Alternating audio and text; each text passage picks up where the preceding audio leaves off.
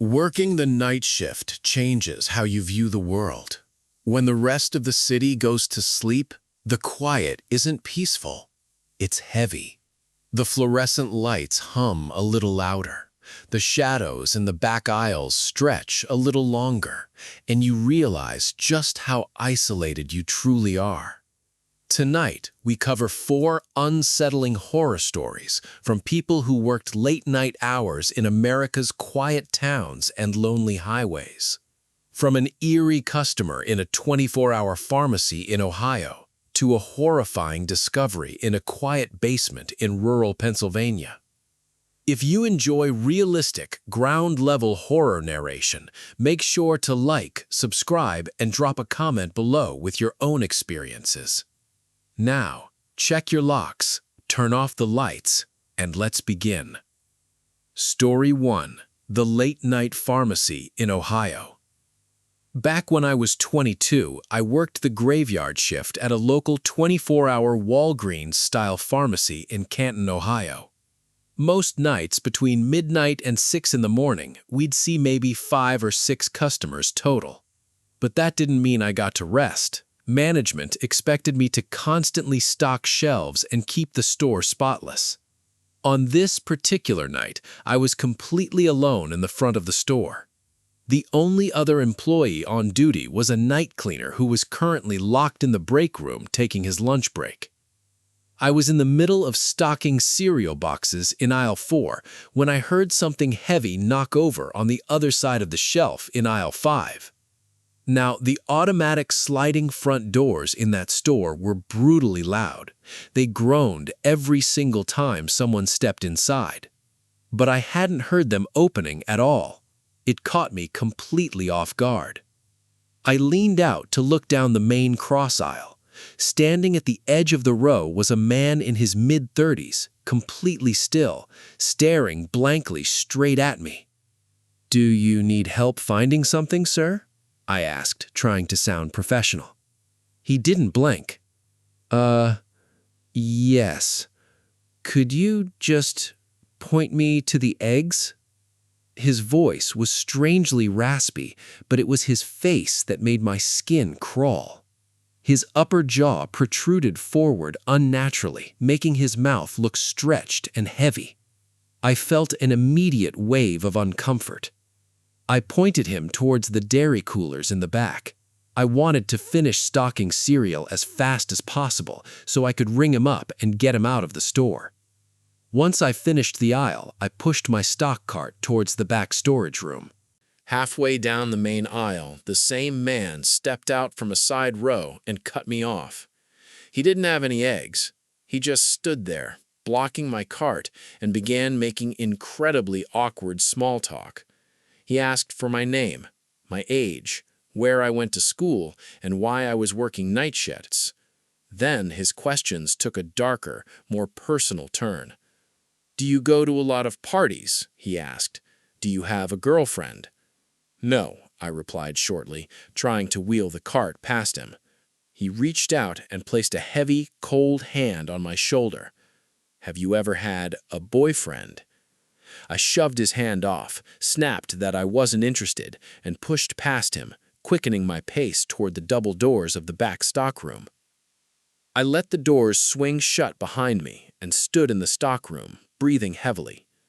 I waited back there for 20 minutes, expecting him to bring his items to the register so I could ring him up and watch him leave, but the front remained dead silent. Assuming he had walked out or stolen something, I decided to use the employee restroom located near the back loading docks before returning to the floor. I went into the single-person stall and sat down. Less than a minute later, my heart dropped straight into my stomach.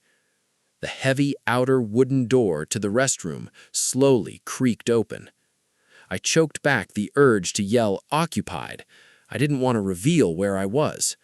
I lifted both feet off the floor, pulling my knees up so no one could see my shoes under the stall door. Silence filled the restroom. Seconds stretched into minutes. I sat there, frozen, staring at the floor, barely daring to breathe.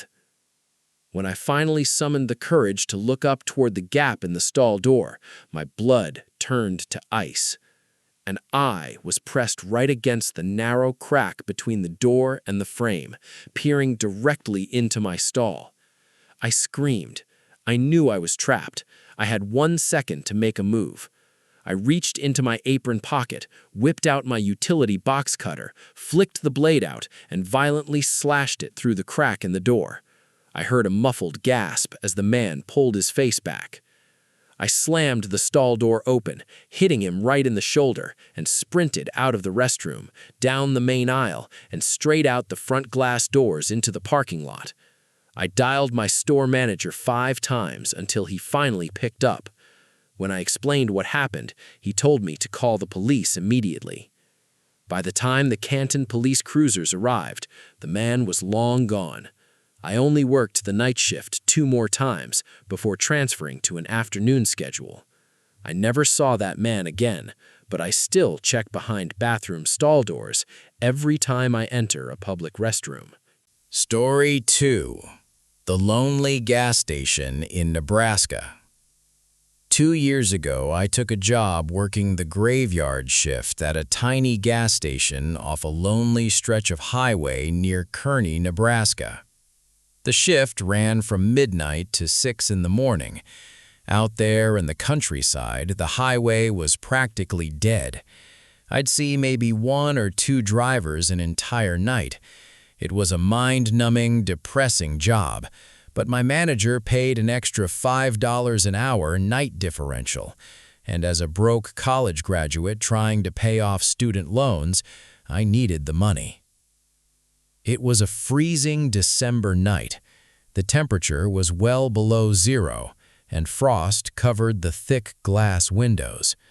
I was sitting behind the counter reading the local paper when high-beam headlights cut through the darkness of the parking lot. A rusted red pickup truck pulled up to pump number 3. A tall man stepped out and shut the door. I went back to reading, expecting him to swipe his card at the pump. But when I looked up a few minutes later, he hadn't picked up the nozzle. He was standing in the freezing wind, completely motionless, staring blankly at the digital screen on the gas pump. I thought maybe the card reader was broken and he was confused. I leaned forward to get a better look. That's when the 6'4" man slowly turned his head away from the pump and faced directly toward the store window. I couldn't make out a single facial feature. The overhang lights threw a thick shadow right over his eyes and mouth, but I knew with absolute certainty that he was staring straight at me. A wave of cold dread washed over me. I looked back down at my newspaper, pretending to read, hoping he'd just pay and leave. When I looked up 10 seconds later, I gasped out loud. The man was no longer by the pump. He was standing just 5 feet away from the glass front doors of the building. He hadn't made a sound. He was standing perfectly still, like a mannequin, his face shrouded in dark shadow, staring right into my eyes. Panic took over. I walked quickly to the front door, flipped the deadbolt lock, and flipped the sign from open to closed. I didn't care if my boss fired me. I was terrified. I walked back behind the counter and ducked down onto the floor, pulling my knees to my chest so he couldn't see me from the outside windows. I pulled out my phone and frantically texted my friends, desperate for someone to be awake. After 5 agonizing minutes of complete silence, I slowly peeked over the edge of the counter to see if his truck was gone. I let out a blood-curdling scream. The man was pressed right against the front glass door, his face inches from the handle. I snatched the landline receiver off the counter and dialed 911. The dispatcher sounded skeptical at first when I tried to explain that a man was standing outside staring at me, but the sheer terror in my voice convinced her to dispatch a unit. While I was huddled on the floor behind the counter, heavy thuds began hammering against the reinforced glass door. These weren't polite knocks. They were heavy, violent thuds, someone kicking and throwing their entire body weight against the frame, trying to break the door down. Thud, thud, thud. I curled into a ball, weeping quietly, waiting for the glass to shatter. And then it stopped. I heard the distant sound of an engine turning over, followed by the crunch of gravel as the red pickup truck accelerated onto the highway and vanished into the dark. A state trooper and a county deputy arrived 10 minutes later. I gave them the description of the red pickup truck and the direction it went, but I couldn't describe his face, only the pitch-black shadow under his hood. The police searched the highway, but no trace of the truck was ever found. I quit that gas station 3 months later and moved into the city. I still don't know who was in that truck or what he wanted, but I know if that glass door had given way, I wouldn't be here telling this story today. Story 3. The Basement in Pennsylvania. This happened 2 years ago when I was working late shifts at a 7-Eleven along a semi-rural road near Lancaster, Pennsylvania. My shift ran from 10 p.m. to 4 a.m. Usually, we got a steady stream of locals coming in for late-night coffee or beer, but around 1 a.m. on a rainy Tuesday, a young guy in his mid-20s walked through the front doors. As soon as he entered, he started making loud, guttural vocalizations, shouting randomly and waving his hands. My younger brother has severe autism, so I immediately felt a wave of sympathy for the guy. I assumed he had a developmental disability and was overwhelmed. He walked straight up to the checkout counter. He didn't have any items in his hands. He stood right across from me, his head pointing forward, but his eyes were rolled completely back toward the ceiling. "Hey man, are you okay? Are you looking for someone?" I asked gently. He didn't answer with words. He just let out another loud, unnatural vocalization while continuing to stare at the ceiling. I looked outside toward the parking lot to see if a caretaker or family member was waiting in a car. The lot was completely empty. He had walked here in the rain. He stood at the counter for over 10 minutes, unmoving, making those unsettling noises. Wanting to help him leave safely, I grabbed a bag of chips, handed it to him, and said, "Here you go, buddy. Take care out there." He stopped making noises. He slowly lowered his head, looked at me for 3 seconds, turned around, and walked out the door into the dark night. I felt bad for him, but I was also deeply creeped out.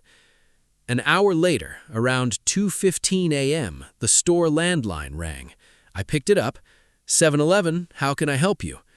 On the other end of the line was the exact same loud, guttural shouting sound. My stomach churned. "Is this a joke?" I asked, but the yelling just grew louder. I slammed the receiver down. Paranoia set in, and I spent the rest of my shift constantly looking out the glass windows into the dark parking lot. At 4 a.m., my relief worker arrived and I rushed home exhausted and eager to lock my doors and sleep. I walked into my small rented house, tossed my keys onto the kitchen table, and was about to head to my bedroom when my personal cell phone rang in my pocket. The clock read 4:07 a.m. A cold chill ran straight down my spine.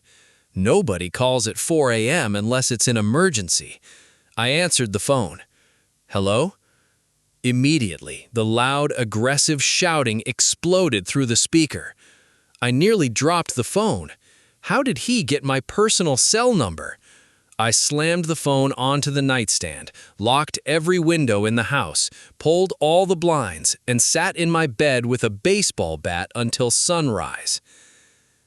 Weeks passed. The weird caller never phoned again, and I eventually convinced myself it was just a twisted prank by someone who knew my schedule. A month later, I went down to my basement to retrieve some old holiday decorations, a place I hadn't visited in weeks. When I flipped the light switch at the bottom of the basement stairs, my jaw dropped. Loose paper, Old mail and food wrappers were scattered across the concrete floor. My heart began pounding violently. I slowly walked over to the small storage closet in the far corner of the basement and pulled the door open. Written across the concrete wall in black permanent marker was 7-Eleven. Directly under it was the exact street address of the store I worked at, followed by my own residential home address. And sitting on a small wooden crate inside the closet was a collection of heavy kitchen knives from my own upstairs kitchen, alongside a large opened folding knife. He hadn't just called me. He had followed me home that night. He had been living inside my basement closet for God knows how long, watching me, listening to me sleep overhead, until he finally decided to leave. I moved out of that house the following week. To this day, I check every single closet and dark corner of my home before I go to bed. Story 4. The Cornfields of Indiana. I served in a rural sheriff's department canine unit in Indiana for 9 years. I've served my fair share of dark, eerie night shifts on county roads, but one particular night in late August still haunts me. I was patrolling a long dirt road surrounded on both sides by tall, dense cornfields near Kokomo. My partner was a 2-year-old German Shepherd named Sammy. She was relatively new to the job, and so was I. Around 2:30 a.m., my headlights illuminated a suspicious white cargo van parked deep off the shoulder, partially driven into the corn stalks. Both the driver and passenger doors were hanging wide open. I flashed my spotlight into the vehicle, calling out over my loudspeaker for the owner to step out. Silence. I pulled my cruiser behind the van, unlatched Sammy's harness, and stepped out into the humid night air. Sammy immediately picked up a scent and began pulling hard toward the rear doors of the van. She was pulling so aggressively she was nearly choking on her collar. I approached the rear doors and pulled them open. The smell that hit my face was so overwhelming I nearly threw up on the spot. It was a horrific mix of copper, chemical bleach, and decay. I clicked on my heavy flashlight and shined it into the cargo bed. There were 7 heavy-duty black body bags neatly lined up side by side. At the bottom of each bag, a pair of bare human feet stuck out. My mind went completely numb with shock. I grabbed my shoulder radio and screamed for immediate emergency backup, giving my location. Crack! The sound of a thick branch snapping came from inside the cornfield 10 feet away. Sammy went wild, letting out vicious, echoing barks. In the chaos, the leather leash slipped right out of my sweaty palm, and Sammy bolted into the dark cornfield. "Sammy, heel!" I screamed, pulling my sidearm and sprinting into the corn after her. Corn stalks slapped across my face and arms as I blindly ran toward the sound of her barking. The leaves were so tall and dense I couldn't see 2 feet in front of me. Suddenly, the barking stopped completely. I froze in place, holding my breath, my gun raised. As soon as I stopped moving, I realized something terrifying. The sounds of movement around me didn't stop. I heard rustling in the corn stalks to my left, then to my right, then behind me. There were multiple people moving through the field around me in the darkness. I've never experienced fear like that in my entire life. I was completely surrounded in pitch blackness. Before I could raise my weapon, 2 thick arms reached out from the stalks behind me and wrapped tightly around my neck in a crushing chokehold. My gun flew out of my hand into the dirt. I couldn't breathe. My vision began to blur into black spots. I clawed frantically at his forearms, but his grip was iron. I genuinely thought I was going to die in that cornfield. Then, out of nowhere, a dark shape launched through the stalks. Sammy sank her teeth deep into the attacker's thigh. The man let out a blood-curdling scream and released my throat as he crashed to the ground, trying to fight off the dog. Gasping for air, I fell to my knees, found my pistol in the dirt, turned around, and pulled the trigger. The man went limp. I grabbed Sammy's leash, dragged her back, and ran full speed through the cornstalks back toward the road. I could hear rustling following close behind us from multiple directions.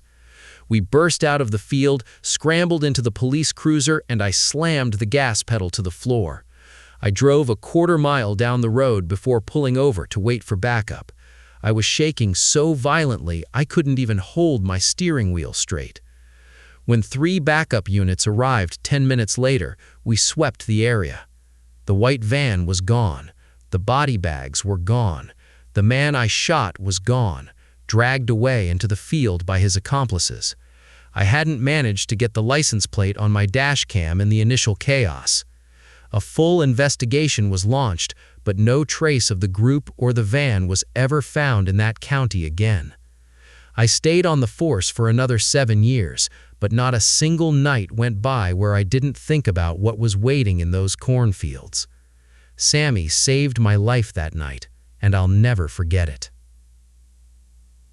Thank you for listening to tonight's Night Shift Horror Stories. It's easy to forget just how vulnerable we are when we're working late hours alone in the dark. You never truly know who is watching you from the shadows or what might be waiting on the other side of the door. If you have a real-life scary story from your own life, submit it to our email in the description below to be featured in a future episode. Don't forget to like this video, subscribe to the channel, and drop a comment letting me know which story unsettled you the most tonight. Stay safe, check your locks, and good night.